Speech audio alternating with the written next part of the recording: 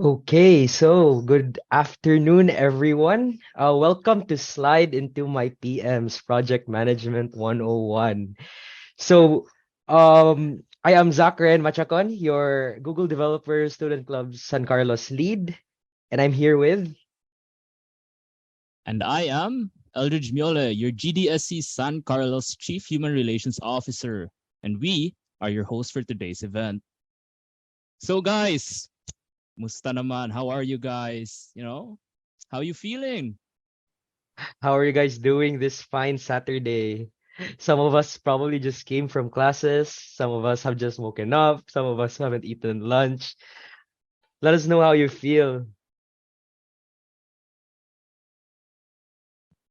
Oh, It's true, great true, true. seeing everyone doing fine. Are you doing fine, Eldridge? Am I doing fine?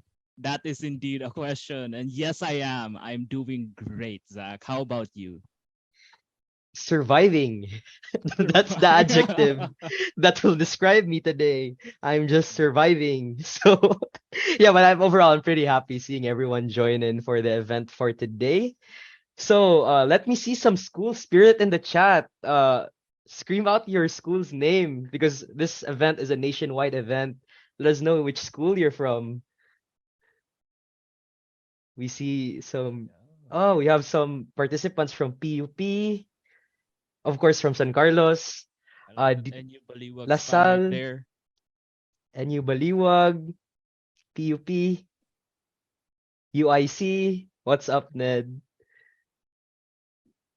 Let's go.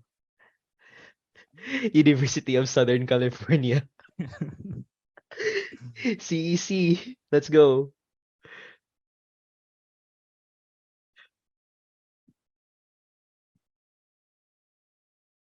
It's great that we have plenty of participants from all over the Philippines. Don't you agree, Eldridge? I know, right? I didn't expect this activity to become nationwide. You know? Yeah, but pretty much for the topic for today, I'm pretty sure everyone can agree that project management is actually one of the fastest rising sectors in the technology industry. I mean, just because you want to go into tech doesn't mean you have to be really good at coding.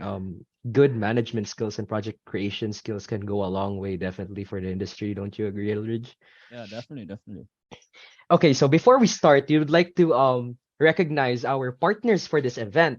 So this event is actually in partnership with the University of San Carlos Computer Engineering Council, the University of San Carlos Computer and Information Sciences Council, GDSC NU Manila, GDSC USTP, GDSC Southville, PUP Physics Society, GDSC NU Baliwag, and GDSC De La Salle University.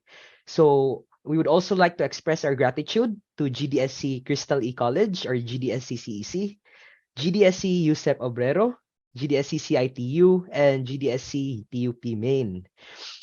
So to begin today's event, help us welcome today's speaker. Eldridge, let's start with a few lines of introduction for our esteemed speaker today, huh?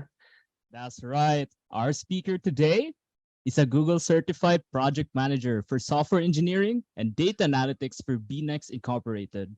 Moreover, he has founded multiple organizations and startups aimed at solving problems for the Filipino masses.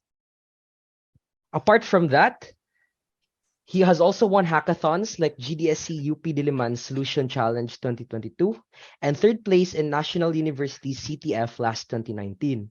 So our speaker for today is Gerald John Velarde. Please welcome him with your loudest virtual round of applause, guys. Let's go. Hi, let me just share my screen. Thank you for the warm introduction, Zach. No problem. Okay, let me just fire this up. Can you see? Can you see me? Can you see? Can you see me? Yep, everything's clear.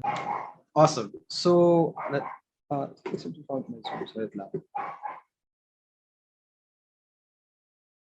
okay. So hi everybody. I'm Gerald. So I'm just going to start this with an introduction, a little bit about me. As Zach said, I am a project manager for software engineering and data analytics, and I currently work at BNext Innovation. So before this, I'm going to share a little bit about my context and how I got into this role, and I think you'll be surprised on how there are different ways to land a job in technology. So in this talk, I'm going to share about the role of a project manager from the lens of a project manager. Multiple project managers in this case, but I digress. So the next would be how to PM, basically uh, basically the meat of the talk of what actually should you do as a project manager, and then some tips for aspiring project managers. Okay, so let's get right to it. A little bit of context about me. I took the non-traditional route. I took the route less traveled by, basically. So I'm a 22-year-old project manager, and I have no degree. So the reason for this is 2 years ago when the pandemic started, I took a gap year to explore the world and try to understand how stuff work in the industry, and basically just trying to decide what college path I should take. And the pandemic happened. Everyone was forced into online class and even a period of no classes. And like, if you everyone remembers that. So uh, I was faced with a choice. Should I re-enroll and face online classes with schools that were barely prepared for it? Or should I try and take on a different route and explore the power of MOOCs? So massive online open courseware. And I took the latter, and I'd say I'm so happy that it paid off basically. So before that, during my year of exploring, before I was already working as a chess arbiter, which uh, basically the job description here is I'm in charge of handling how smooth the event goes. And a couple of years working this on the side, I was able to work at prestigious events like the Southeast Asian Games and the Asian Continentals. When the pandemic happened, it basically wiped off the events and physical events from the face of the earth for at least a couple of years. And I had to do something on a spare time. I dabbled in construction as a construction project manager, where my role was to uh, manage the information for the projects inside of the construction company. And but during that time, I always knew that I wanted to work in technology. The reason for this is technology for me is like magic. It's been a dream of me for it's been a dream of mine since I was still in high school. And uh, imagine developing something, building something in the Philippines, and someone across the world uses it for to solve their problem, or vice versa, basically. And that for me is just like long distance magic. If you watch anime and like movies or fan of that stuff, that's something that's really, really amazing for me. Like innovation and trying to solve problems with with what someone built across the world, and that's something that again magical for me. So if you're a fan of Lord of the Rings, here you can see how difficult it was to transfer to basically communicate a single message. We need your help. If you're a fan of Lord of the Rings, like the beacons are lit, and Gondor calls for aid. So the way that they did this was they had signals from one point to another, and if the watch post sees that the other signal is lit, it's his job to light that particular his light post and carry the message across. Imagine Lord of the Rings with email, sending Theoden from Rohan a message that, hey, please treat this email as a as the Beatles being lit. We need your help. Please send a roar. It's instantaneous. And for in current day time, we take this for granted. But 100 years ago, this wasn't the case. We had technologies, we had mail, pushed back a couple of 100 years ago, and it's practically impossible to talk to someone across the world without traveling like months and years to deliver your message.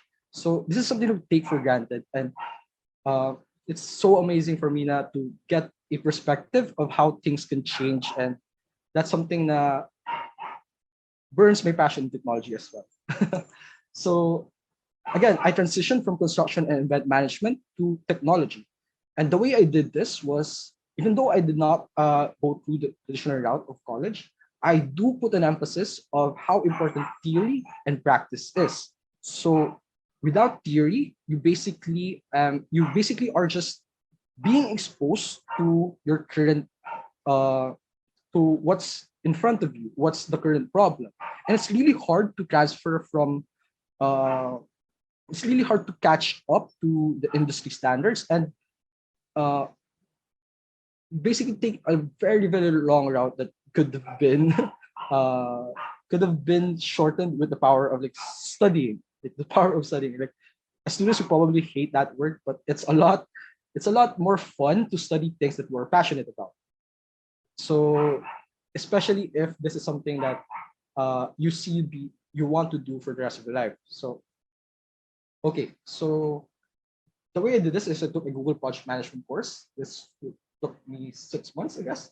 And again, to practice this, as Zach said earlier, I joined hackathons and built organizations, trying to lead teams and practice what I've learned. This was a really fun period in my life where I was learning about, for example, I was learning about project charters and project timelines, how it's being done in Google.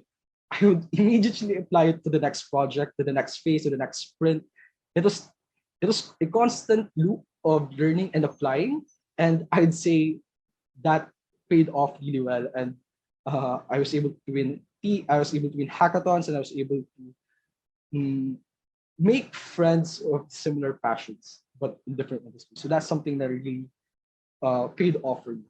And if you think about it, that's basically what we're trying to do in college, but uh, less control for you and more traditional. But aja guys. So okay, next would be, what does a project manager actually do? I'm just gonna move towards this. I asked this question before this talk. Since some of you, I did a short survey. I asked Zach to do a short survey, and there's some that have no experience in what project management actually is. So I asked my peers and the people I look up to in project management, how you describe your role as a project manager. Here are the fun responses I got. Basically, you're building something while you're preventing a fire from happening, since you burn it down. And when a fire happens, you have to extinguish it. It's like very like very intuitive perspectives of the role of project manager. You're ikaw yung bankero ng isang bangka. And habang nasa laot kayo, ikaw yung in charge ng pag-move ng direction and pag-communicate sa passengers mo kung saan kayo papunta. So this is from a project manager who could guess na likes being a bankero. And from one of the PMs I really look up to, you're in charge of planning, organizing, leading, and controlling. So it's more of a textbook answer. But here are my top two answers na I really like na as perspective from project managers. This was from Bianca, and you're basically like the parent of the team. You protect your team, you do everything to fix those issues, and you're leading towards the success path. If someone is lost, if naliligaw yung mga team members mo, it's your job to guide them to the right path and lead that project to a success. So if out of scope na yung task, but your team, if you're out of scope na yung task or clients really want to do that particular task, it's your job to say no. It's your job to negotiate. It's your job to find a way that would protect your team and the project success, your team and your clients basically. So that's a really nice perspective. Another would be from Lisa. Handling a project is everything all at once. As a project manager, you got to organize and manage so that it's no longer all at once. You have to learn how to separate what's important from what's urgent. So you'd be able to prioritize and identify dependencies. And there's a lot of tricks and frameworks you'd be able to use with just that basic concept. What's important and what is urgent. So for me, as a project manager, this is my description. You are there to make things better. You are there to take your team, your stakeholders, your sponsors from point A to point B, the lacking present to the promised land. And it's your job to navigate the complexity, to help the team navigate the complexity and uh, move from the barricades and blockers and find ways to unblock people with the power and information that you have. So as a project manager, you'd have more access to information than an individual contributor in some regards. And it's your job to use that power to help your team uh, move towards point B, especially with your sponsor's budget and expectations in mind. So my other answer towards your job as a project manager is basically you're being paid to send emails, set calls, and do stand-ups. So and pressure the team basically. One of the descriptions my peers mentioned was the PM stands for pressure manager. You're the person who uh, pressures the team to do things faster and do things better and do things within budget. But that's a joke. It's just a fraction of your job. If you need to pressure the team, you have to learn how to do it. But it's more of like it's there are other ways to guide the team than pressuring them. So, but it's still part of your job. Okay, so how do you actually project manage the meat of the stuff? So first and foremost, you have to familiarize yourself with the methodologies, and I won't be able to go into detail since the methodologies in project management could really span really long. This could be basically a class in and of its own, and I received some feedback that I'm talking to students, so you guys probably had enough of classes, and I'm just gonna try to make this fun. So methodologies in project management. The first and foremost that you'd be probably encountered is the waterfall methodology. I used to squint my eyes and like cringe whenever I hear that you're using waterfall. But in reality, waterfall is practical. It's easily understandable. And most industries use waterfall, especially in construction, and there are use cases for it. Even Google uses waterfall in projects that requires waterfall. So it has its strong points and it has its failures, of course. So when do you need to use waterfall? So if you've been doing a project over and over again, you know the things that are going to happen, the phases that has to go through, and there are a lot of dependencies that span throughout months. Imagine you'd be able to proceed to phase B. Phase A needs to take like a couple of months. If you were going to, it's really hard to use Agile in those situations. But since so that there are situations that waterfall really has a lead over Agile. But in software engineering, you probably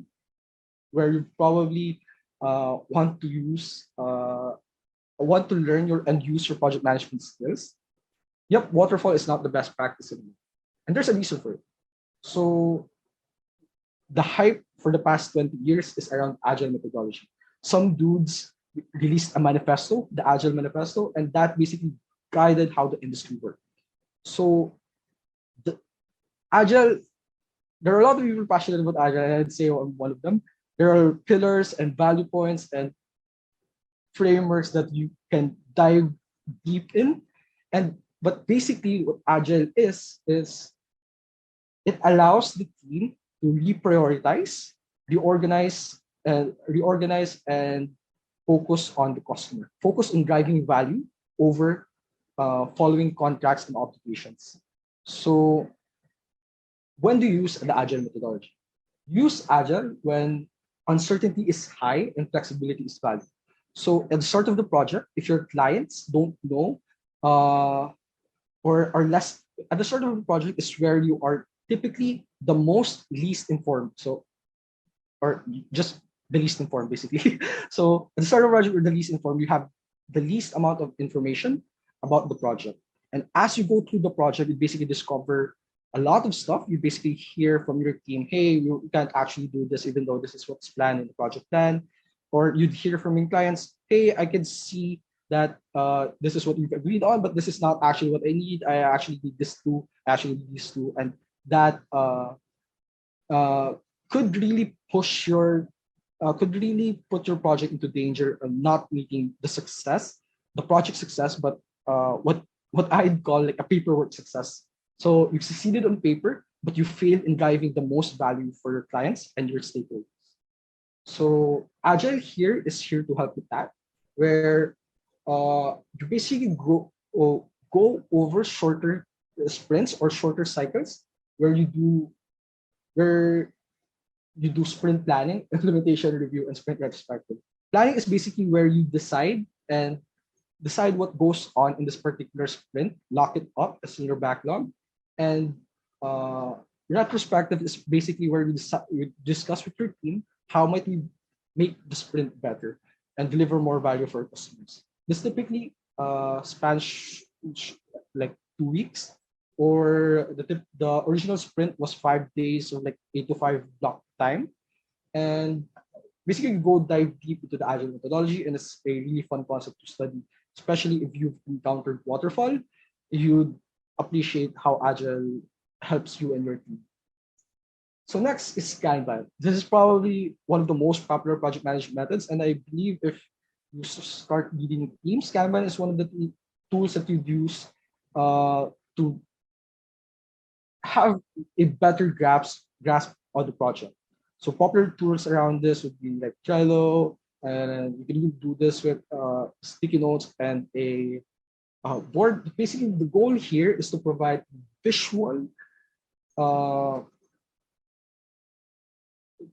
provide a visual perspective of what's going on in the project, who's doing what, and what's being done. So with this, there are a lot of rules in Kanban as well, like work in progress. You guys should limit what goes on at a particular time, because if everyone's doing a lot of different things, it drives away from focus of the team, and basically takes longer to do a particular task. So with Kanban, you can see what's being done at a glance. That's basically what the goal here is, and it's easy to talk to the team. Hey, we actually need to do this. This is taking too long. What's your blocker here? And you basically have a better grasp of the project. So those are basically the top three that I'd say. And there's still Scrum. It's basically just an agile methodology with daily stand-ups, where you meet with your team, discuss blockers, updates a lot faster. Scrum is basically inspired by a sport where you guys huddle, and that's basically what you do. You huddle every day, talk about the blockers, talk about the updates, and this gives you um, a better grasp of the direction of the team. Like imagine if you're from a fan of uh, robotics, there's this line tracing sport there. You'll be able to course correct a lot faster with the daily stand-ups.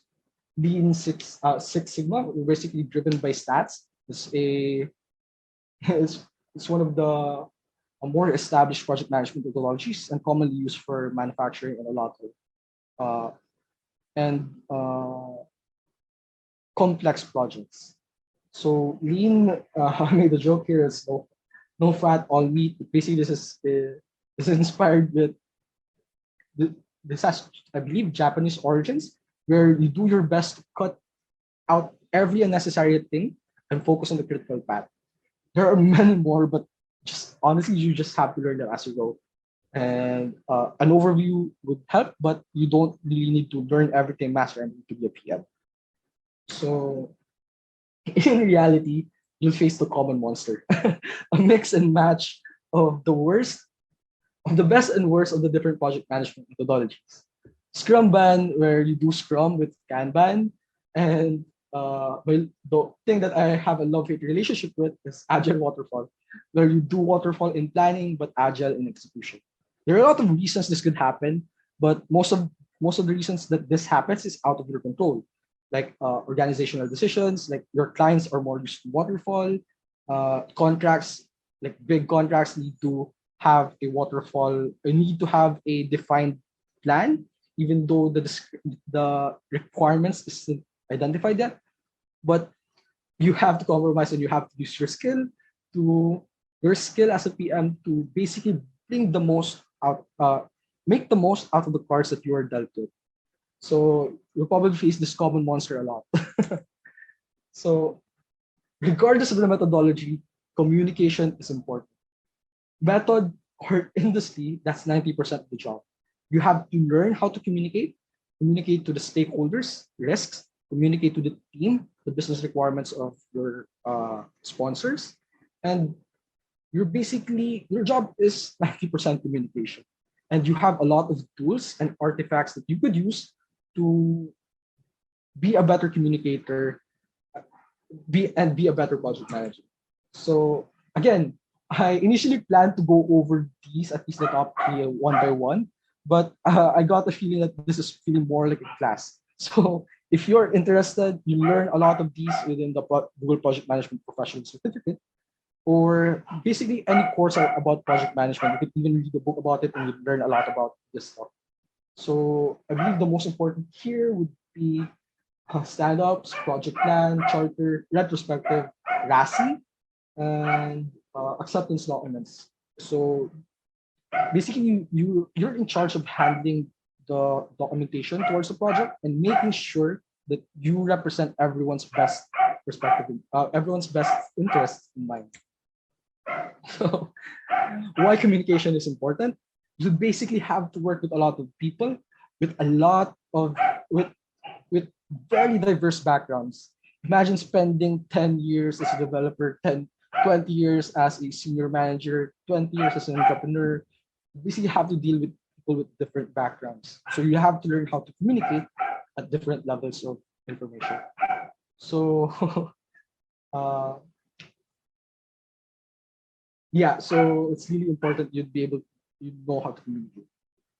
And yep, so let's play a little bit of a game here where we guess I'm going to share a couple of tools that I personally use as a project manager, and I believe you'd be able to find value in them. Most of them are free, but once you start working, try to ask your company to buy these for you. So here are the tools you'd use as a project manager. So let's start with the first logo. Yep, where's the chat? Everyone knows what this is. Okay, Excel. Yes, the OG. If there is one tool PMs have to learn, I hate to say this, but it's Excel. You can do everything in Excel. And yes, I'm just going to read this because this is actually true. Like most startups' main competitor, startup products, is actually Excel. I forgot who said that, but that particular line stuck to me. Like most productivity tools, most products, their main competitors is Excel. You can do a lot of things with Excel, and I just hate it. But it's really useful. So yeah, you have to learn how to use Excel. Next. Come on. Okay, awesome. So pinakauna is taga De La Salle, si Angelo, Notion. So as a project manager, how can you not use Notion? Notion is amazing. Like so you're giving this a few more years and this hopefully could replace Excel and a lot of stuff that we use. The user experience is just mind-blowing, and yeah, I really love Notion. I'm a fan of Notion. I've used Notion to manage Kanbans, manage teams, and I believe we use this primarily to manage Veripol, our entry for the Diliman Solution Challenge last year. And yep, I love it, but I have to say that it's not enough. May mga kulang pa in Notion. And this is the new tool that I'm exploring. I haven't mastered it yet, but I'm loving what I'm experiencing right now, how the tool works. And it's bibigyan ni Zach 100 makahula neto. Jericho. Okay. So ClickUp. So this is a fairly new tool, or at least something that bago lang siya nag-popularize, but ngayon ko lang siya na-discover. I think it's established na for a couple of years now. But ClickUp has everything Notion Labs. So I've been searching for almost a month na tagal hinahanap ko how might I create dashboards, how might I create reports easier in Notion. There are plugins, paid plugins, and whatnot, but it's really difficult to create this high-level overview in Notion, especially as the project goes in complexity and task backlogs are increases. So I use this I use this side by side with Notion. Although ClickUp has a Notion-like feature, and I believe most of the that document feature in ClickUp is actually driven by Notion. There's this one time I opened it and it popped up a Notion page. Okay, that's really weird. So there's something here with ClickUp in Notion, and I love it. But for me, user experience wise and ease of use, yep, and easier access and sharing and whatnot. Notion still has a upper hand in wikis, documentations, and creating like user guides. I'd say like Notion still has an upper hand in that regard. But for reporting, Gantt charts, task management, workload management, I believe ClickUp leaves water in the dust. Yeah. So next, anyone familiar with this? PUP Meta. Yes. So Figma. I'm actually using Figma right now. Sure, this is because like before I became a project manager, I was a product designer and I have like a love relationship with Figma. But I currently use Figma as a project manager for stuff like brainstorming and presentations. Oh, this is actually naligaw lang to na picture na to. But Figma is a monster when it comes to brainstorming and rapid communication. I use this for diagramming. Love it relationship. Yes. So I'm excited with how Figma unfurls, especially with the uh, Adobe acquisition. And you can't talk about Figma without talking about that. So yeah, diagrams, brainstorming, rapid communication. Figma is just the best tool that I could imagine for this. Uh, there's Miro, but I've used Miro, and Miro is actually close competitor, but Figma. I'm biased in Figma. So okay, any guess kung anong tool to? Parang mahirap to. Ito yung pinakamahirap. Okay, Parabol. Awesome. Yup, this is Parabol. Sinali ko na yung logo kasi ito yung parang, I believe hindi pa siya well-known, but Parabol is really amazing. Especially for retrospectives and discussions na anonymity is value. So retrospectives, this is a key part in the agile framework, or basically should even include this in waterfall. But what happens in retrospective is you go to your team and you discuss how might we make the process better. What should we you could talk about what are the little wins or big wins that happened throughout the last month, 2 week period, and discuss the things that are stopping you from making progress, and discuss like preventing you from making progress. Basically, the goal here is to make the process better. And anonymity helps here because everyone could discuss without having bias. Imagine your CEO says this is a problem, and you basically have the urge to agree because that's there's some authority there and some perspective that you might not get from an intern. Okay, so there's that. But with Parable, basically the perspective of the CEO and the perspective of an intern matches things to anonymity and gives voice to the silent people. The goal here is gives voice to the silent people, and not necessarily just the silent people, but for like a space to talk without minding where to discuss idea without minding where it's coming from. There, yun yung hinahanap ko na word. So discuss ideas and discuss uh, problems without minding or the bias from where it's coming from. Okay, so I guess this is the last part of my talk, which is tips for aspiring project managers to hopefully accelerate in the career. So, okay. I mentioned earlier that you're the person who guides the team, the stakeholders, the sponsors from point A to point B, the lacking present to the promised land. Basically, you're in charge of implementation. Parang in an academic context, you're basically the group leader.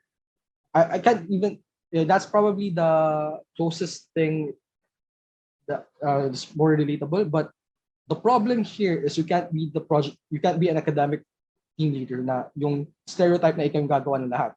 Because projects are complex and projects are difficult to implement. That's why project managers are valued, and like the tech industry is valued a lot. So it's hard to do basically. The people that you're working with have spent years mastering their craft in design, their craft in development, marketing, DevOps, and you have to talk to a lot of these people and help them use their expertise, help them make the most of their expertise to guide the projects to success. It's in the team's best interest.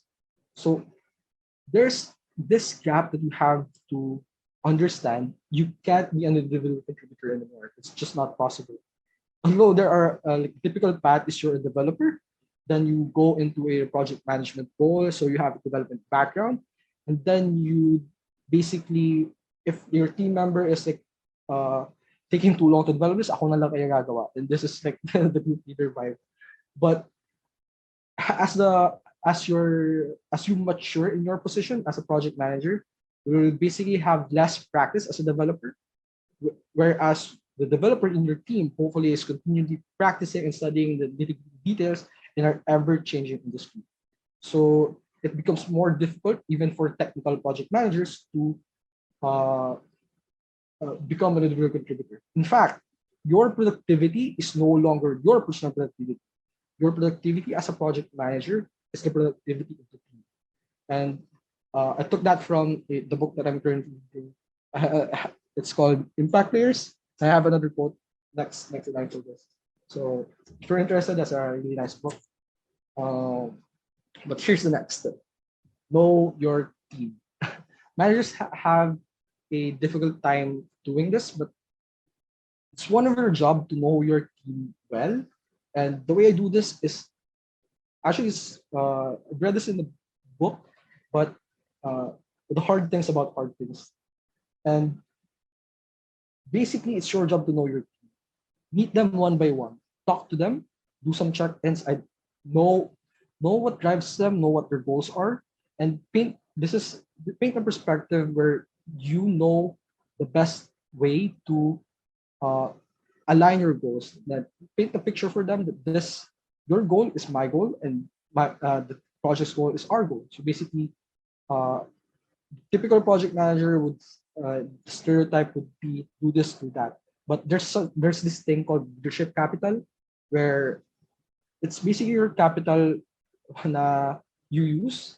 I got this from one of my mentors. That it's the thing that you use to influence the behavior of people. So let's say you want a team member to do this, and you have, as the leader, you have a authority to do that because you're the project managers. Some regard the team has to listen to you, but you have to mind this thing called leadership capital. So at a certain point, pag lagi ka lang bossy na type, na lagi ka lang ganito, your team members would quit na, okay, naubos na capital mo, and they don't want to listen to you anymore. Especially if you didn't take the time to understand your team and get to know them. So as an individual contributor, it's your job to understand your crafts to the nitty-grittiest detail, down to that's your career path. As a project manager, it's your job to understand your team so that you will know how to guide your team best as you move forward in the project. Okay, so yeah, this is the book that I mentioned, Impact Players. And uh, another core idea of this book is you have to know what's important to your senior leadership, to your sponsors and stakeholders, and make it important to you. Another perspective of your job, it's your job to represent the best interests of for the project success. So one way I look at my job is it's my job to represent my stakeholders if they're not when they're not available to represent their needs. So one way to multiply your impact is know what is important to your senior leadership, even to your stakeholders, and make it important to you. Not the other way around, which is the common misconception that I have something important to me and I want to make it important to the rest of the team. Again, you're no longer an individual contributor. you're a team leader. You have a managerial position, and you're the leader of the team. So there's this another quote that I believe uh, is in line with this. Leaders must know how to manage, and managers must know how to lead. So the tips here that I've prepared is would help you do that. There are leaders who don't know how to manage, and leaders who know, and there are managers who don't know how to lead. So you have to know both skills, and they require different. They require different. Uh, you have to dedicate time to master both skills. That's basically the thing. Okay, so your weakness could actually be your strength. So again, I'm a fairly young project manager, and here's my personal story. So when I was hired in Peanuts, I was uh, really nervous about being the youngest guy around, and uh, I was anxious. Now, hey, I'm the youngest person in the company, and I have to lead a team to do something I know little about. But context, the company I'm in, it's in SAP industry, SAP consultancy, SAP, and I know nothing about SAP before joining Peanuts. So it's a huge shift for me, and I identify that as my weakness. So what shift my perspective is this is why I mentioned that you have to know your team, you have to meet with them. Is my CEO, my boss, meets with the team members, and basically we have this weekly cadence.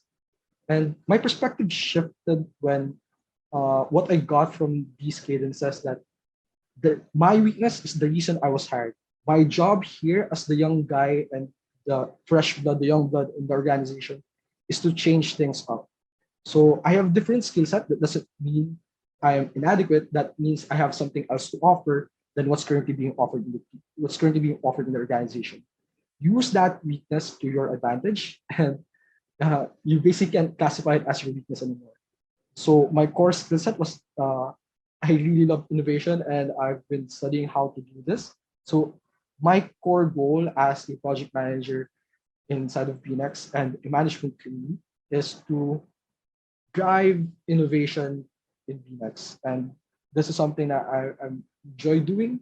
I enjoy doing, and this is something that shifted my perspective looking at my personal weaknesses, and that's how I made it into my strength.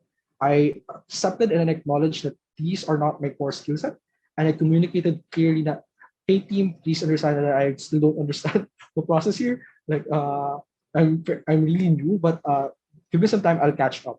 So please let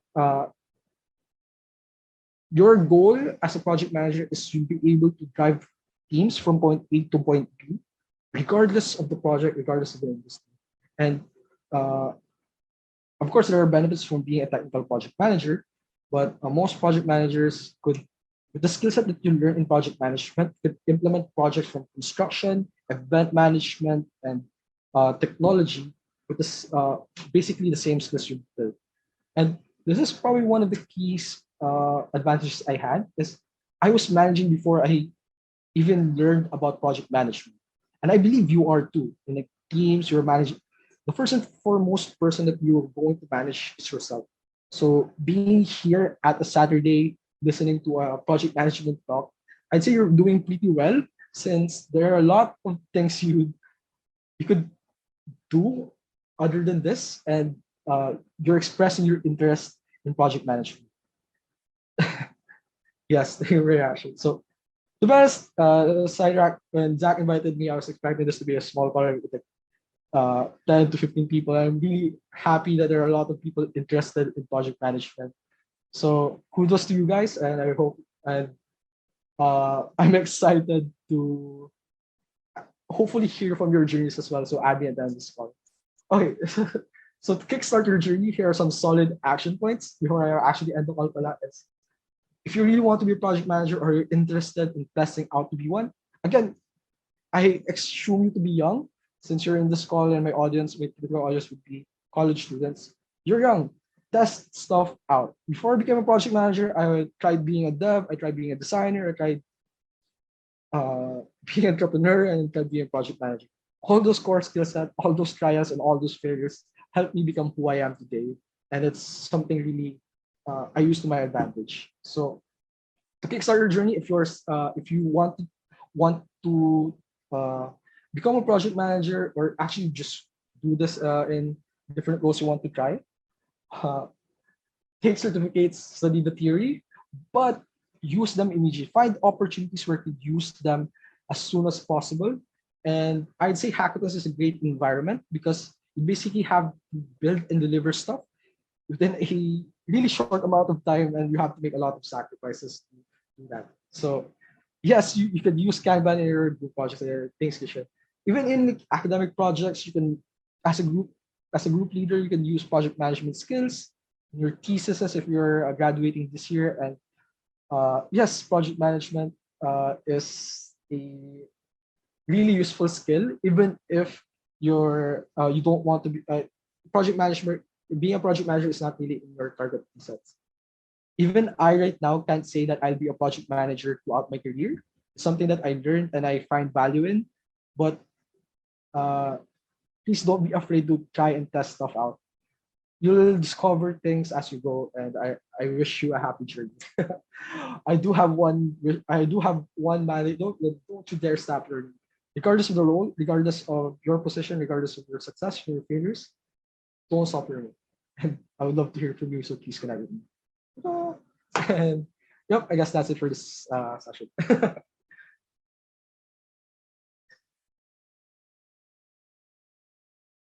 All right. Thank you so much, Sir Gerald Velarde, for that extremely informative presentation about project management. Yeah, I definitely agree, Eldridge, with Gerald's ending statement here that we should never dare to stop learning. I mean, I definitely agree that life is like a journey of just constant learning. If we stop learning, I don't know I don't think there's a meaning to life anymore. So we should always find a bridge between our theories and practice. So I really love listening to the talk today. I hope everyone did too. So Eldridge, I think we should move on to our next portion, which is the open forum, right? Yeah, that's right. That's right. We'll be holding an open forum. If you have any questions regarding the presentation, raise your hand. You'll be acknowledged and you may unmute, or you can put them down in the chat and we'll address it. So we can go ahead and start with the Q&A portion. If you have any questions, go ahead and send them in. Or even unmute and turn on your camera. Let us know. Let's see your wonderful faces.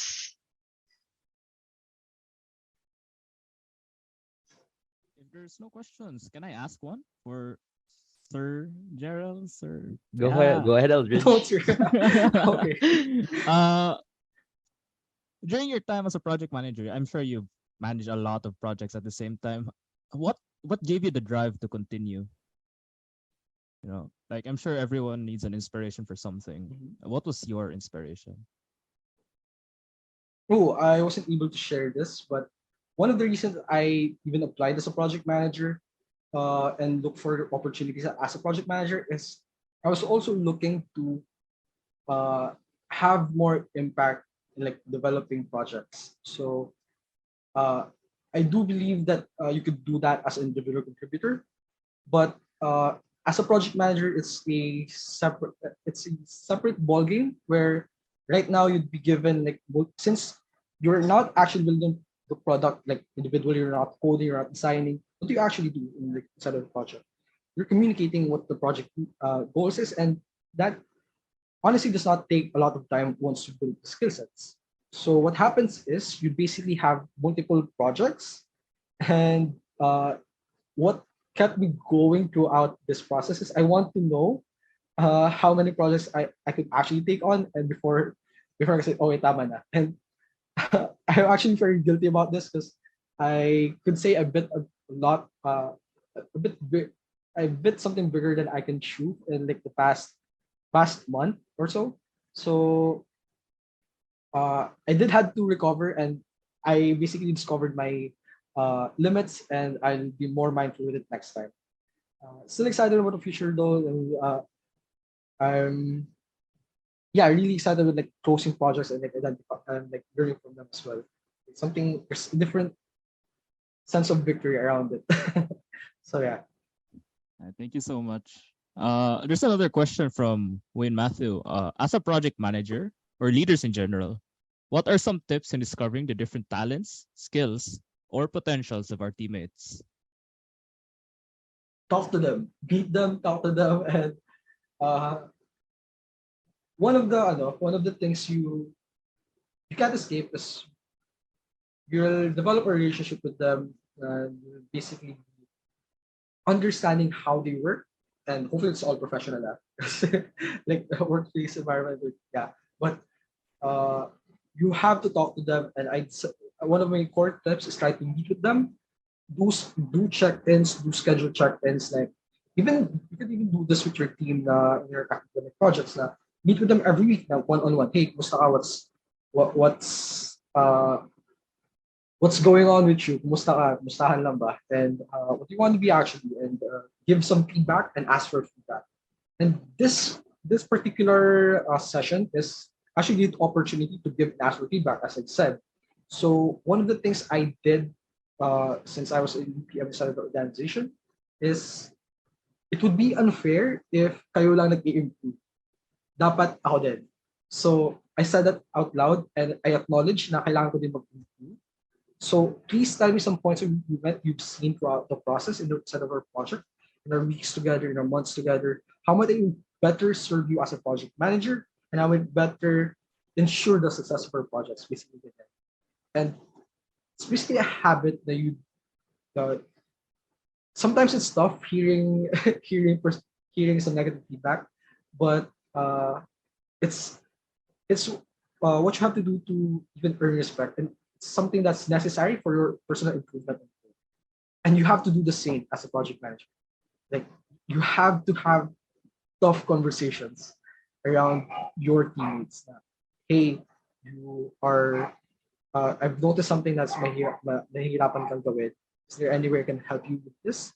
How might we better improve this particular sample na kakagalan? So in that discovery process, you'll identify their strengths and their weaknesses, and you'll help them grow as a person. So that spans over the project management. That includes leadership as well. So oh, I noticed Matthew from USLS. Yeah, you can go ahead and unmute, Matthew. Hello, good afternoon. Am I Hi, good audible? Yep. Yes. Okay. So my question to you is, I'm currently having a leadership position at a club, but I'm also an introvert. So is there like a way I can leverage my introversion to help my fellow team? Thank you. I, for the majority of my life, I'd say I was an introvert, and I'm having fun right now in the last 2 years. That people see me as an extrovert, where in reality, I could say I'm still an introvert. I could spend months on inside of this room building stuff like playing games, and you basically not talk to me. I'm fine with that. And so I'd say that I still haven't grown. I think this part of my personality being an introvert as well. So I relate to your question. So the way I was able to uh, overcome this issue, because being an introvert has its challenges in a position that you have to communicate a lot, but you have to understand that it's a skill set you have to build. It's not introvert and extrovertness. It's your personality, and it's something that you have, and it's something that probably can't get rid of. So good. But project management, communication, social skills is our skills. Sorry. So you can develop them individually. So you have to identify where are you weak at, and you have to identify you have to identify those so that you'll be able to improve.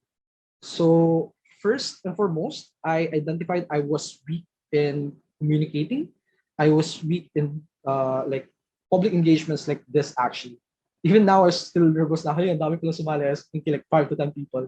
And I actively look for opportunities that would force me to practice communication. And that helped me go through this journey a lot. Na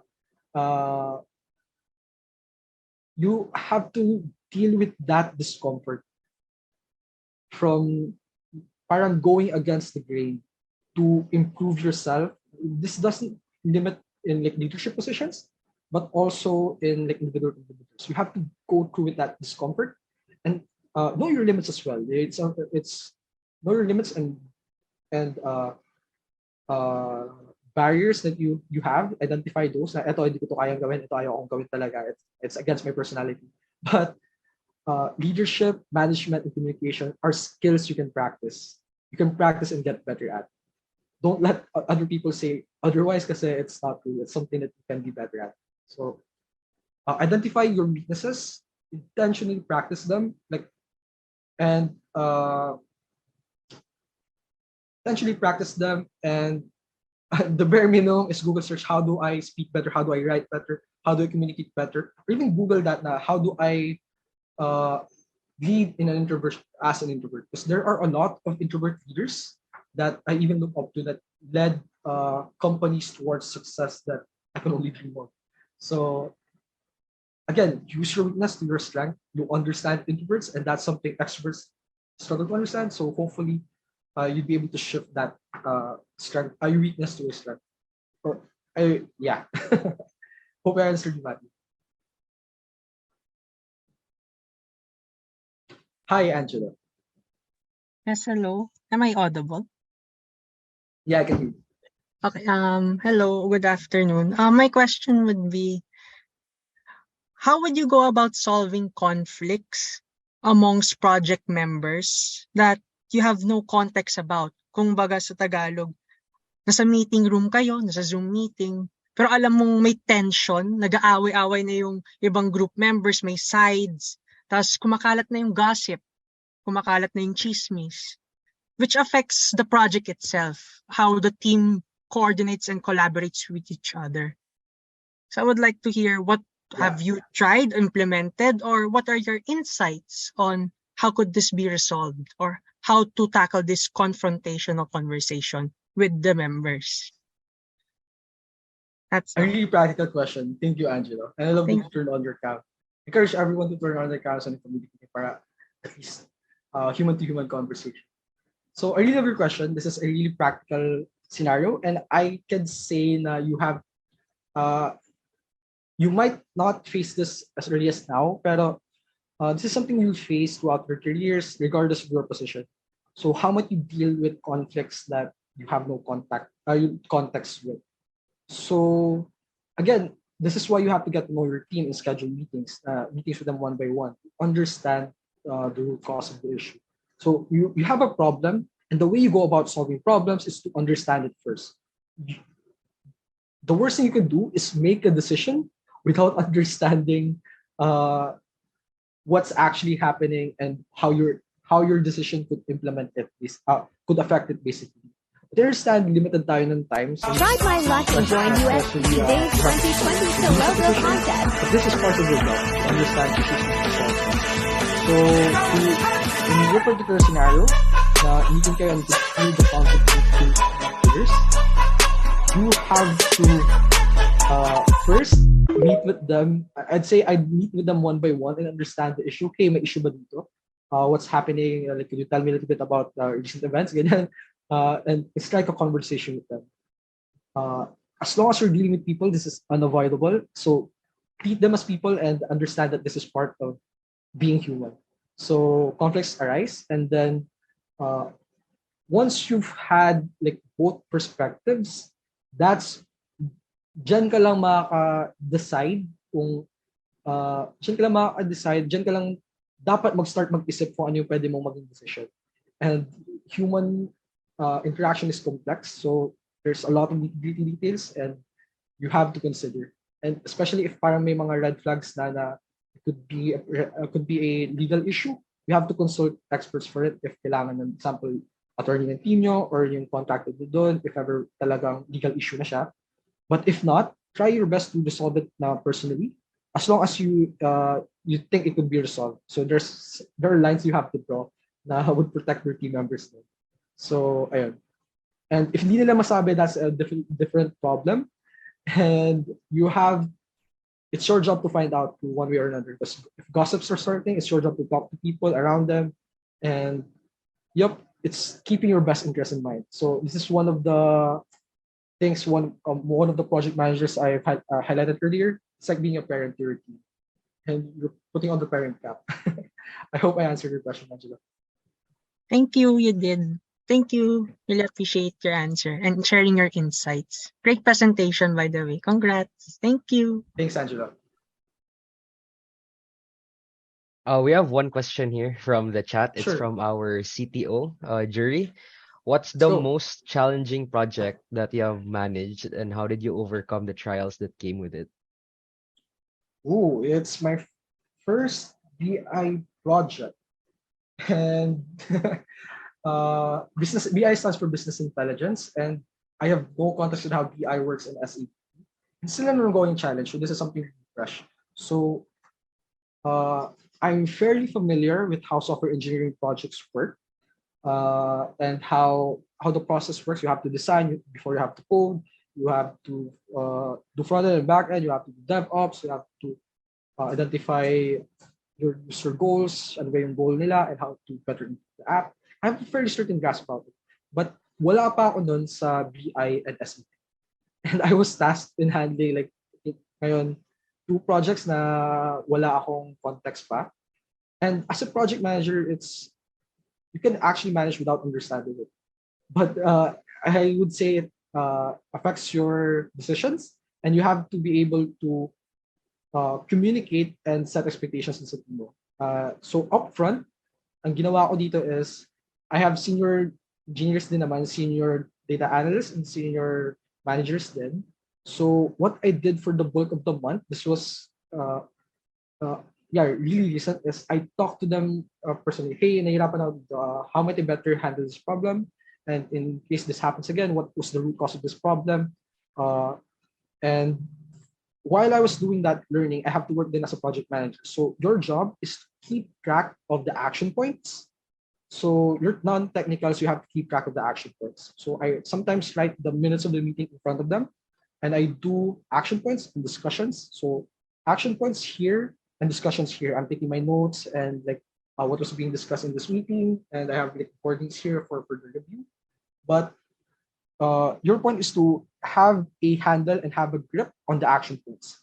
So when someone says, I have to do this, you have to ask, okay, so this task is something you're going to do. Kailan mo siya ma-deliver? And okay lang ba yung ibang team members nito? What are the implications in this sa team mo? And if you look at it in that perspective, you can get away with not understanding the problem, not understanding the projects, because this is basically, you're building something, you're changing something, you're doing something. And when you're doing something, you have to finish doing it. So when do you have to finish it? Are there blockers that you want me to help you out with? Do you need additional resource, additional time, or whatnot? And those are the things you have to keep track of, na communicate, keep track of, and be able to communicate throughout the process. So I survived that parang trial by fire period, and I now have like a better grasp of their projects, but I'm still trying to understand the nitty-gritty details, since it's more of a personality trait sa akin. And one of my CEO's advice is don't actually have to dive deep and understand it. Stay on top of the project, stay on top of where the project goes, the direction of it, and you'll be fine kahit yun lang yung ginagawa mo. Especially if multiple projects ginagawa mo, you have no choice but to do that, and to make sure the project goes well. One thing I do is I use a lot of tools. I'm the tool guy inside of the company. So to optimize my process, and if I find something I can script, I basically gonna try to script it. So find ways to lessen your work and try to understand it later on. Try to understand things that you don't understand, and stay on top of the project by keeping track of the action points and due dates. So I think yung mga key things that I did to overcome the challenge. All right. Next questions from our COO, Christian De Jesus. What's the difference between product managers and project managers? Ooh, I love this. So product managers and project managers. Uh, Actually, when I was job hunting, I really wanted product management position since uh, product managers are basically in charge of implementing. Uh, it depends per company per company, but here's a particular role a project manager could have that is different from a project manager. So product manager is in charge in uh, implementing a feature for a product or implementing a product. So there's this role then that blurs the line, depends on the company that you work in. Product manager and product owners, basically you're building products to solve a problem. And here's a really broad overgeneralization. You're building products with or features for an existing product, while a project manager is building a project, could be a product, but has less grasp on why this feature is needed. While when you're a product manager, you have to understand why feature X needs to be developed so that you'd be able to compare it to feature Y and prioritize according so. So let's say you're at Google and you're a product manager there. So you're in charge of, let's say, Gmail. So how might you better improve Gmail? You have to ask questions with data. You have to suggest features, and you have to uh, lead a team to implement it.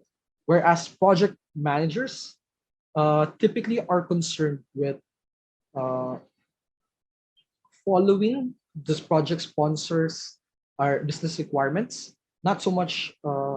Again, you have to understand it then, but you have less say on why you need to do this. Kasi minsan may requirements na yung sponsors and you have to implement it kasi I'm paying you it. But yep, it depends from company for company. But from my understanding, that's like the main difference where uh, product managers and product owners are basically like a mini CEO of a startup. Like if you're working as a product manager in Google, you're like a mini CEO. While if you're a project manager, uh,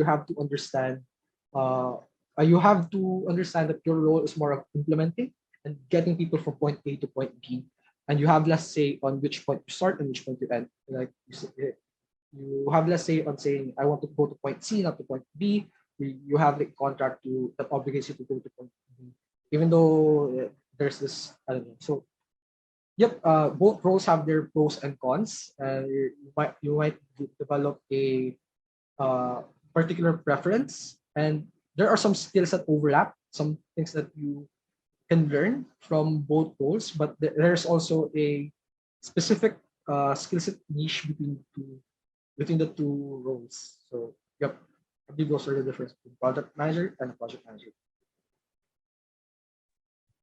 Okay, thanks for that answer, Gerald. Our next question is from Brian, our mobile development officer. So, is it part of a project manager's responsibility to ideate a project or be the one to start it? Or is it someone else who does so, but you're in charge of seeing it through? Uh, in more in off More than often, it's the latter, where uh, someone has ideated and someone has the requirements in charge of the requirements for the project, and you just have to implement it. In most cases, as a young project manager, or even a new project manager inside of a organization, you basically have projects that are currently ongoing and taking over it. So sometimes you'd manage projects in the middle of it, parang pinalitan mo yung previous PM, or nasa closing na kasi may PM. So that's some situation that you have to familiarize with. And sometimes naman you're also included in the ID, pero I don't think that happens often. Na you have a say on the requirements, or you're more concerned with the implementation of the product. You have to coordinate with the business users, with the sponsors, saan ba mga galing yung requirements, and how might we better define them so that development team will be able to do them correctly and on time. So All right. Thank you for the answer. Our next question is from our very own host and lead, Zach. Most of the participants here are actually part of the GDSC chapters. As a former winner of the Diliman Solutions Challenge, what are some tips that you can give in terms of ideation and building upon ideas for the Global Google Solution Challenge next year? Okay, so I love this question. So I had to look after we won the Dilemma Solution Challenge. I had to look why we won the Dilemma Solution Challenge. So, what context about this challenge was they have a team, and they have a team that you're going to build on top of, like that. I think was transparency in truth, and just really on time with the election. So there are a lot of factors that we want to lock. I had a great team. I had a lot of support with team members. But I guess if you were going to boil it down, I have two main reasons that we won the Lima Solution Challenge. One is we were building something that we were passionate about. We wanted to launch outside of the Lima Solution Challenge from minute one. So when we were brainstorming the ideas that we were going to work on, we plotted them in an impact and effort matrix. How hard is it to implement, and how big of an impact this would make, with the team in mind and like with reality in mind, like outside of it.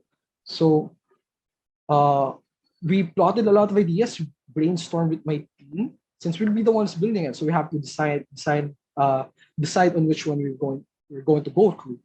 And the one we went with was actually in the top. In this case, kasi parang mali yung setup namin sa graph. Nasa bottom right ng corner. Nasa highest impact and highest effort. And we agreed na talaga mabibisi tayo sa stress side dito. But from minute one, we weren't thinking of just winning the hackathon. We were thinking of launching it. We were thinking of building around it. We were thinking of building an organization, building a team, launching it out in the real world. So that's really with Veripol, that was Pilipinas. And after we won the DSC Solution Challenge, I was able to pitch and build the team around this. We're passionate on the same thing. So we were lucky that we picked a product solution that was really timely. The elections were ongoing, and it had an impact. Now we were trying to combat disinformation. Albeit we were less equipped, and hopefully in the next elections we'll be more fit to tackle that problem. So and the other thing there is before we actually pitched, this is more of my personal contribution to the team then. Before we actually pitched to the judges, to the panel, and to the final judging day, I pitched it like around 100 times now to exhaustion. So I pitched it to like the people we're interviewing. So this is what we're doing, this is what we're doing, this is why we're doing it, this is how we're doing it. And I pitched that like over 100 times. And when it came to the judgment day, na kailangan na mag-judge sino mananalo, it's a lot easier for me to pitch it because I know it cold turkey. I've pitched this 100 times already. I just have to tell our story, and I'm confident in it because I'm passionate in it. Like this talk in particular, I'm confident in delivering this kahit like ginagawa ko pa siya early this morning. It's, the only reason there is I'm passionate in this. So work on something you're passionate about and you believe you make an impact in it. And pitch it to exhaustion if you're the project leader. So yeah. Thank you so much for that, Gerald. Those are some really useful tips for those planning to join the Good Google luck, Solutions Zach. Challenge next year. Hopefully, I will be able to join next year. We're praying that we actually have enough time to join for next year, hopefully. So, we have more questions actually. From the lead of GDSC UIC, Ned Palacios. Where do you put a line between micromanaging your team and doing actual project management? Sometimes it's hard not to micromanage. So there's this one of my mentors and the people I look up to. It's not really actually a project manager, but a CTO of Sim, the CTO of a company. And he said that are good like this issue was brought up in somewhere na ganun. But this issue was brought up and I forgot where nga eh. But I remember kung ano yung answer niya dito. And I don't know if he was joking or this is his actual answer. But his answer was, "Are you sure you're good enough not to be micromanaged?" So as a project manager, you don't want to micromanage. It's an exhausting thing to do. But there are times, especially with new team members, people who are people who are new to the project or new to the company or new to the craft that they're ongoing, and you have a better understanding of what they're doing. It's your job to guide them, and it could come across as micromanaging, but you have to. It's really a blurred line. But this study from Harvard Business Review, that which uh, is what made me a little look at micromanagement with with a different perspective. So Harvard did a study. HBR did a study on what do people look how do people describe their worst managers and leaders. So initially my assumption was the micromanagers, those pain in the asses, yung mga ganun, the people who know it all. But they surveyed a lot of people, from uh, professionals, and their answer was something that changed my perspective. The worst leaders are the absentee leaders, yung mga absent sa'yo, yung walang pake sa'yo. And micromanagement is still considered bad, pero people prefer micromanagers than absentee leaders. So there's that then. If you imagining different perspective na lang, like removing the word micromanagement. If your team member is struggling and like executing for that and in executing their task, are you just gonna leave it be, or are you gonna do something to help them?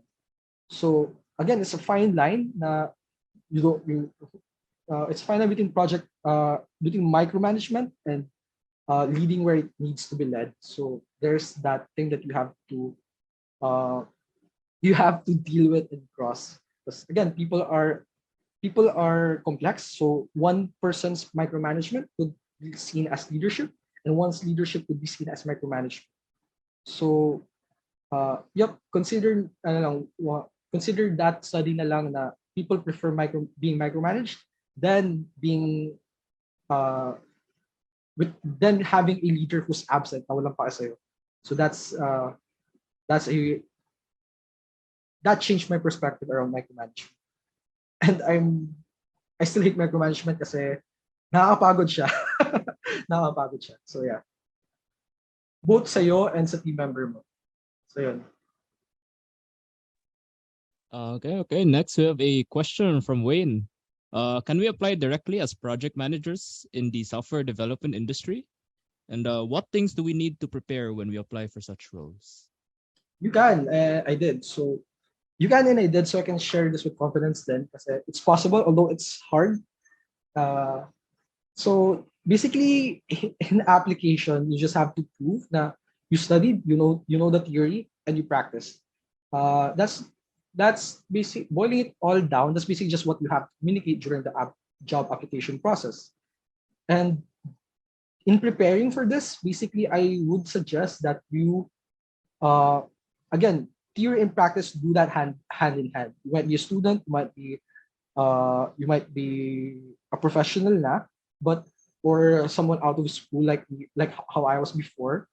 Just keep in mind that you're learning something and you're practicing it. After you've done that a lot and like building stuff that you're passionate on, you basically have a lot of stories to tell during the job application process. This is a joke I've made with my team members and my friends na naghana na natin story, or like we have a lot of stories now. And that's something that shocked us after our 6 months of like 2 years of working together and building stuff. We have a lot of stories to tell, and that's something that I found really beautiful to have. Na you learned stuff, you applied it, solved problems, and kahit anong basically the position that you're applying for is just looking at those two things. Na do you know how to do it, and did you actually do it? Did you drive results? So do your best to tell that story then. Kasi context, before I got hired, I applied to 300 job applications and did a lot of interviews, and that like, took a serious amount of full-time dedication. So it's not easy, but it's possible, and if you're willing to grind it out, I'd say na hopefully napaka-rewarding din makukuha mo. So, good luck to you, Wade, and yeah, I look forward to seeing you as a project manager soon. Okay, so we have our last question for the day. It's from Brian. So, when building a product, how do you go about reaching out to users in order to figure out how to improve your product or build a potential product? Well, this is actually like one of the things I love doing. And you basically talk to breaking down the question, when building a product, how do you go about in reaching out to users and in order to figure out how to improve their product or build their potential product? So you actually answered the first part of the question. You have Ajawin kayo yan. Uh, you have to talk to your users. That's the first part. You have to talk to your users one way or another, covert or overt. Like you have to understand the problem that they are experiencing. So what a product is, it's just a solution. It's a solution to a problem that they have. So when you're designing a solution, you have to understand ano ba yung problem that they are experiencing basically.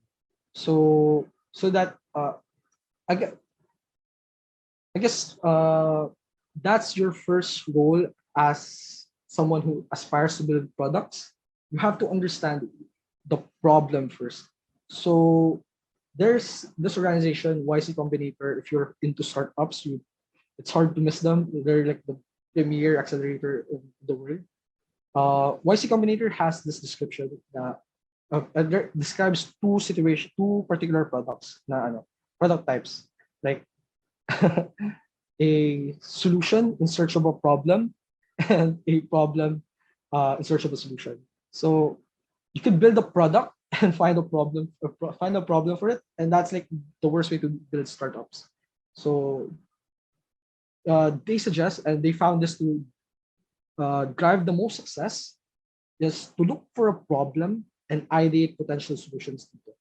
So looking for your users, understanding their problem, looking for problem, and talking to the people who experience it the most before you actually ideate to build that product. So that's the fun part about that's what I love doing in technology, like building and solving problems. So yeah, it's still communication. You have to root yourself in the product. You have to improve your communication skills na hindi ka nag-include ng bias when you're talking to people. Like, inaasok mo, problema mo ba itong X? And that would say, oh, problema ko yan. And that's like a communication bug na you should not drive them with you should not drive them to a particular point. You should let them drive you to their real problems na pain points. Kasi the problem there is they might say that's a problem, pero in reality hindi yan yung pinakamabigat na problem na yun, and I couldn't care less about it. So a better way to ask question is like open-ended, and what would you pay to solve right now, something like that. And you could do that overt, and you can do that covert, like notice problems around you and notice problems of people around you and ideate solutions. Again, don't let them dictate the solution to you. It's not their job. Your job is to ideate the solution. Their job is to tell you the problem. So fine line between it, pero it's something really fun to do. Thanks, Brian. All right. Thank you, Gerald, for answering all of our questions. Yeah, we'll be cutting off the open forum right there.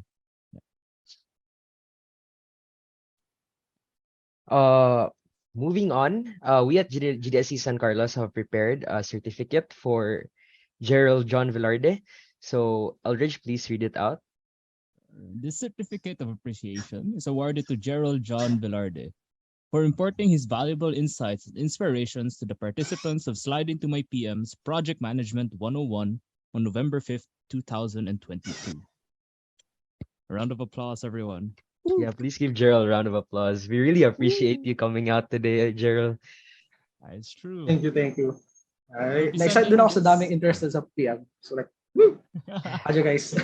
I know, right? Nakaka-hype yung enthusiasm ng mga tao with project management. Yes. Yeah. Because I really Please think a do connect project with me. management, Excited ako sa inyo. yeah. Yeah, sorry for cutting you off. No problem. Ano lang, nakaka-hype kasi minsan yung project management is like a really like an unsung hero sa field or sector ng technology. People just keep on talking about software development, like data, machine learning, and then nobody really talks much about project management, but it's great to see that there's a lot of people interested in it now. So true, so true, so true. All right. We'll be sending this certificate to Sir Gerald after the event. Once again, thank you so much Thanks, for that Aldrich. wonderful presentation. Let's give a round of applause to Sir. Well Gerald. deserved, well Oh, deserved. well deserved. Great presentation. Thank you, thank you, thank you. All right. Moving on. We'll be discussing something very important. Okay, I'll so give the floor to Zach. okay, so for just to give a bit of a glimpse on what plans we have here for GDSC San Carlos, um upon the completion of Project Management 101, this workshop, by next Saturday, November 12 and November 19, we will be starting our React JS study jams. It is titled Kickstarting the Front End React JS Essentials. So it will be hosted by no other than our tech team here in GDSC San Carlos, our CTO Jury, our mobile development officer Brian, and our um, web development officer Lex. So be sure to watch out for our GDSC's social media page and our GDSC dev page. So make sure so you could RSVP for those next events. We hope to see you guys there. And first and foremost, I would like to also show my appreciation for everyone who came out. We should really give a round of applause for everyone here. Pat yourselves on the back for taking the first step and taking the initiative to um taking the first step and taking the initiative to get into the field of project management. So thank you so much, everyone. So to wrap up, we will go ahead and do our traditional photo op. So please turn on your cameras, guys. Lex, please take charge of the photo op.